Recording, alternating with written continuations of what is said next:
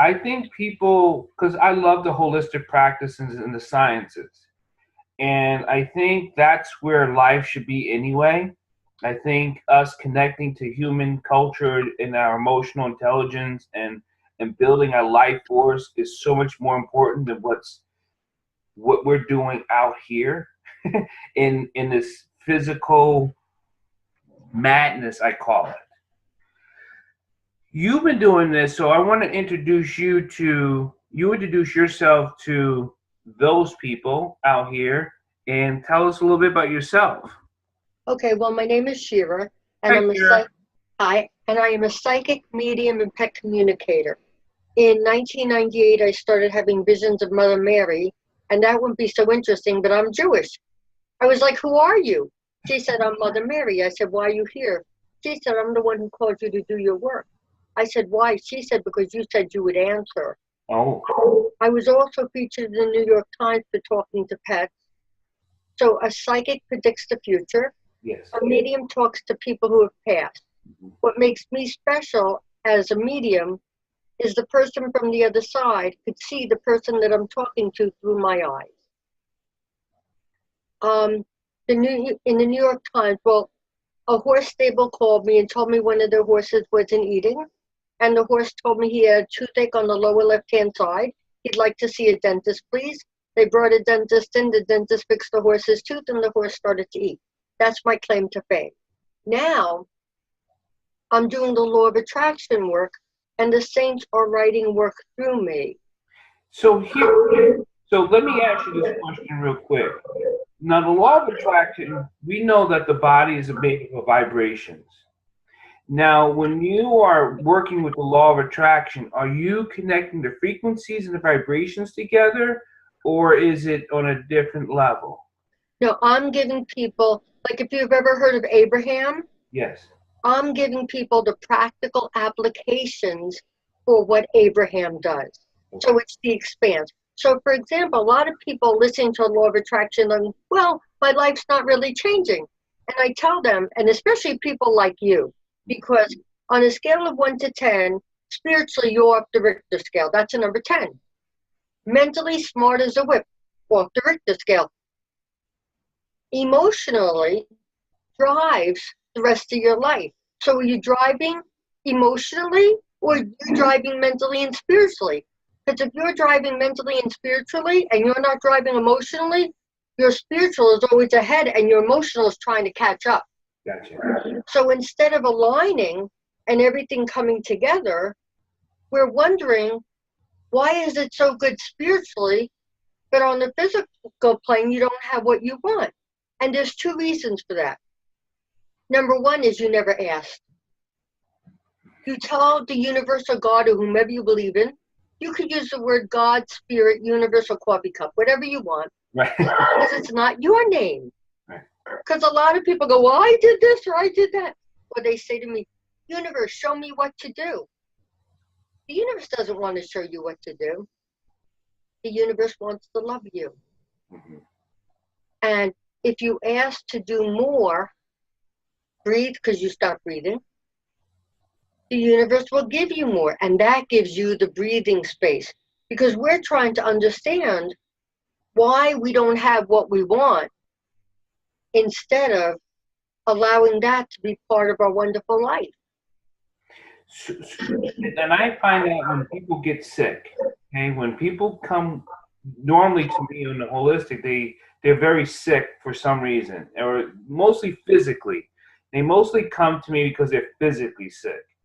And then after working with them and then trying to just work what you call, I kind of like work with where they're at. If they're physically ailing, I go from their physical ailments backwards to probably their emotional disconnect that they have with their body. And they're like, I never thought of it that way. So how can we get this more mainstream where people know that this is, let's start here with you and then move forward to the physical? Well, I'll explain it. Because Mother Mary, no, I'm wrong. Mother Teresa came to me and she told me that she could go into an orphanage of 600 children and save one and feel that her job is done. What happens is Illness comes in 5 different ways. Illness comes as, oop, I bumped myself, that hurt. Mm-hmm. Illness comes as an emotional manifestation as far as anger. Anger is a big one. It also comes as a way of crossing. And it also comes as karmic, as you brought it in with you for whatever you needed to learn in this lifetime. The 5th way is little children get fevers so that the outside layer of their cells shed so that they can grow. Now, if you help a person physically and they're not emotionally ready, Right. they'll just reach for another body part. So as far as this going mainstream, I think what happens is you ask the universe, or the universe brings you whomever they need to be helped by you. And then you ask God, if you want to do more, you ask God for a bigger platform. You don't ask God for more people to heal, because God already knows what he wants to do through you. Mm-hmm. You ask God for a bigger platform. I was just picked up by a publicist. I was out in the Hamptons. So the universe wants to ask you to build the foundation. So because when you have a foundation, that's your platform. So each person who is, let's say you have a person that's not feeling good.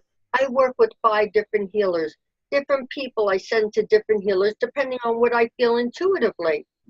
I think that what people don't understand, and this is the biggest issue I find, is that when you're in the 1 to 4 vibration, things are difficult. When you're in the 5 to 7 vibration, things are easy. You can't complain when things are easy. And sometimes people need the attention, they need to get the love, and they don't know how to get it unless they're sick.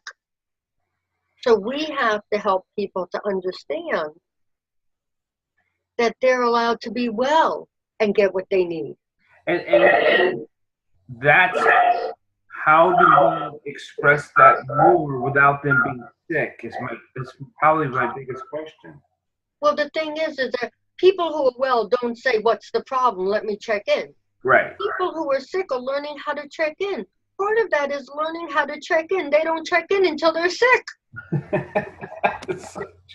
Do you understand that it's different from how you see it? Yeah. That they wouldn't even come to you unless they had a problem. So the people that have a problem, at least they're checking in. So tell yourself, thank you, God, that these people are checking in. Some people don't check in until they're in the hospital. So on the other side, I teach the martial arts, as you know, and a lot of people come for protection, personal protection, and then I guide them back through the emotional, holistic self again, because you're looking, even if you come on this physical, say, I just want to learn how to protect my family or myself from harm's way. After they initially hit that door, I help them understand that harm's way is more of an emotional way than it is a physical way. Yes, we teach martial arts on a physical, mental, and spiritual, but that's not the only thing you're defending against. You're defending against all life energies that are bad for you. And then they start to get it and they work backwards. That's what the martial arts way. But so many people still come to you like, I just want to hurt someone. And I think that's an avenue for me to help them say, don't look to hurt, look to help and to love. And that will also defend you also. I'm going to show you something really cool to do. Okay. Do you have a pen? I do. Okay, great. A pen or a pencil? Either or. Okay. So you're going to draw a line from left to right. This is so cool. Got it. And you're going to draw a dot above the line and a dot below the line. Got it. Some people are passive aggressive. They don't define themselves until they have to defend themselves. So they're already in conflict before they start. Right. You can't be in conflict and you can't be defensive unless somebody is on the other side. Now, draw a line and put 2 lines above, 2 dots above the line. Now you're on the same side as the other person. Yeah. That's what you feel internally. people learn how to feel that internally as I speak. You're trying to help them to not want to fight. They don't know what that feels like internally. No.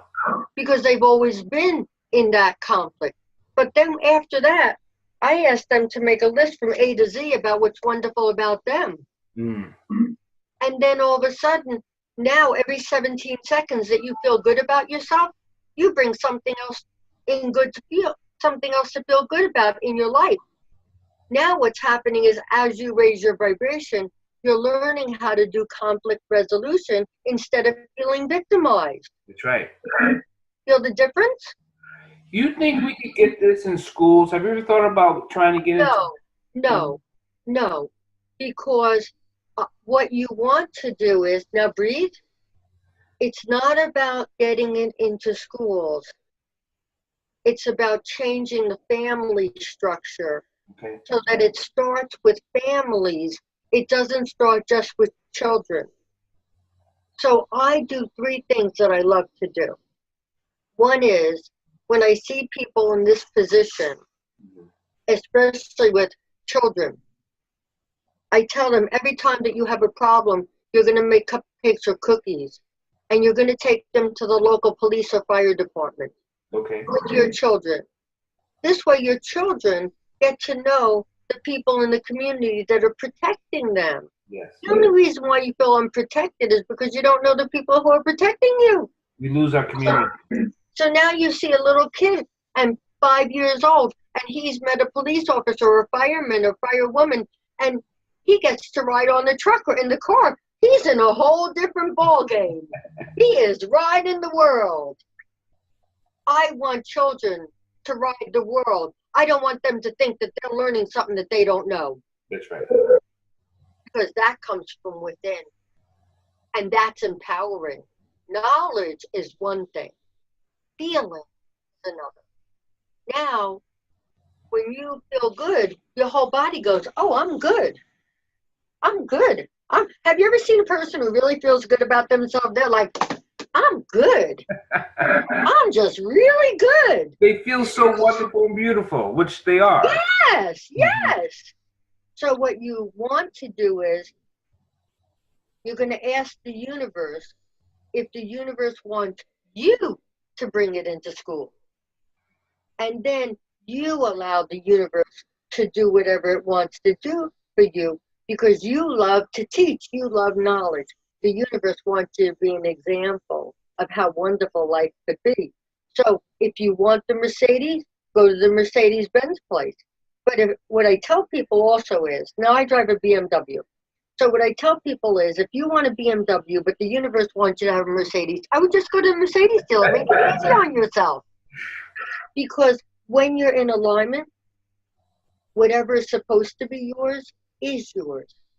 Now, I want to tell the story of how we met. And this is going to be great for people to understand that, because when I came into the supermarket, the food store, Miss Shira was sitting over there, and we were on this line of this deli issue. And I looked at the line, and I said, I don't know if I want to really, it's not that important for me to be here, but I want to stand here. And I looked over to my right, and there was Miss Shira. And she says, can I tell you something? And I said, absolutely. She goes, and then she told me what Mother Teresa had told you to tell me. And she's like, I hope you don't think I'm crazy. I'm like, I really don't. I totally get it. We had this immediate connection there that you just spoke to me from. And I don't find that strange. I don't ever find that. I think connections in the world is absolutely beautiful.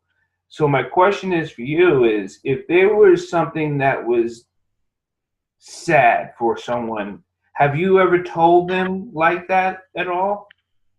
I'm not sure what the question is. Like if it was something that was very sad that you knew they were going to hear, have you told them without knowing? Because it comes to you, like, have you felt the need to tell them, or say like? I think that whatever happens in such a way of love that even if it's sad, I mean, one of my friends, her son's friend was in New York City, and he was playing, and he went into an elevator. He went on an air vent, an air shaft vent, and the wood gave way, and he dropped 25 feet to his death. And he came through to talk to his mother, and she had a lot of closure. I think that a lot of experiences that we go through can be sad, but there's a difference because sadness is part of grief. And by the time you're sad, you're wishing that the person was with you. But I'm going to tell you something about guilt. And guilt is different from sad. Because sad is, oh, I wish you were here. Guilt is, why wasn't I able to do something different for you? You can only feel guilty when the situation doesn't work out the way you would like it to. Because when it works out the way you would like it to, there is no guilt. Is that ego driving guilt? No. It's for women, for a lot of women, not all women. It's the need to be needed. Okay. Let me help you. The issue with helping other people is you can't help people without victimizing them. Because helping people says, I can, you can't. So I never help people, I give the messages. In recent, I found out that whatever the universe or God is doing is blessing me as much as it's blessing the person that I'm talking to. Right. Then it's amazing. I think that when we're overly responsible for things, or if we've been hurt as children, our hypervigilance is there because we don't have the emotional understanding to be able to resolve issues. So, for example, if a child is being emotionally bullied or verbally abused, what happens is the child has nowhere to go but to be backed into a corner. Now, if that child, as an adult, is taught this, and this is a very simple thing, when you're subservient or when you want your family to be okay, if somebody pinches you, you go, oh, it's nothing, I'll get through this. When you get yourself back, and this is part of separation anxiety, Yes. you have to get angry. In order to get a self, you have to get angry. So when somebody pinches you, you go, oh, they're pinching me. Why would they hurt me? I'm such a nice person. If somebody pinched me, I'd say, excuse me, could you stop? That hurts. Yeah. We don't allow ourselves to go through that separation in order to create healthy boundaries. But we're not ever taught the boundary of ourselves or others. It's not taught in the home. It's not taught anywhere. Right. But this is the new understanding that's coming forward. And the understanding that's coming forward is that the people who can will help those who can't, to bring them up, not to keep them down. Right. So is this, most of the people understand that there's a shift coming, but there's still a lot of people understanding how we have shifted. We're coming out of this dark age and we're heading towards this golden age. Is that really hurting people's emotional difficulties, you think? I don't talk so much in general. Sure. All I can tell you is that if I'm going to give you a nice example. Do you know why the church always has a leaky roof? No. It's so the parishioners have a common cause. Okay. So we all need a common cause, and you can either be a catalyst to bring about change, Okay. or you can be a person that's involved in change. There are so many simple things that we can do. If a parent just made a list from A to Z about how wonderful their child was every day, that would change one child who would change the world. I think that the veils are being lifted now, where we're getting a lot of information through the consciousness that's changing. I think that sometimes people are sick because they need to slow down. Because some people use money to go fast, and when money's slow, they slow down. If they got their own rhythm, they wouldn't need to do that anymore. And I noticed a lot. Just I was in the city yesterday. When you saw me, I was heading towards Midtown, and people are moving without their. It's like It's like they're vacant as they're walking around. And then if you talk to them, it's like then they come back. It's like then they come together. Like, oh, how are you? And then you have a conversation. But then as they leave, they like leave the. It's like their physical body goes one way and their rest of the body disappears again. It's odd me seeing that, but it's like people walk around in empty shells. It's odd. Well, you're much more aware of that energy than most people are. But the key is that you can ask the universe to show you how to fill that up. Yeah. You could ask the universe so many different things, but the key for you personally is to decide where you would like to put your time and energy, not in where it would be most beneficial, but in which you would enjoy it the most. Because wherever you put your energy, it will be beneficial. Thank you, Ms. Shira, for everything. And I thank you for the message you gave me yesterday, and thank you for talking to me today. I want to do more of this because I think this helps. It helps me. That's the selfish part of it. It helps me, and I hope it can help other people. I think that it's really lovely, and thank you for having me and talking with me. I want to know if I can do your birthday for you, or if I could do that at another time for you. You could do my birthday for me, but before we do that, how can people call you, contact you if they want to do more of this? Give that number to them. Okay. My name is Shira, and I'm a psychic medium and pet communicator. And my phone number is 845-623-0880, or you can reach me on the web at Shira's Place, www.shirasplace.com.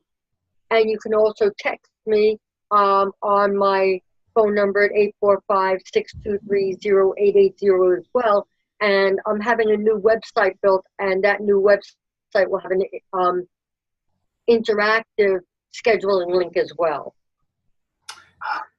We're glad we have you. We're glad we are part of the universe with each other, because that's the only way we're going to survive this. So thank you, Ms. Shira, for that.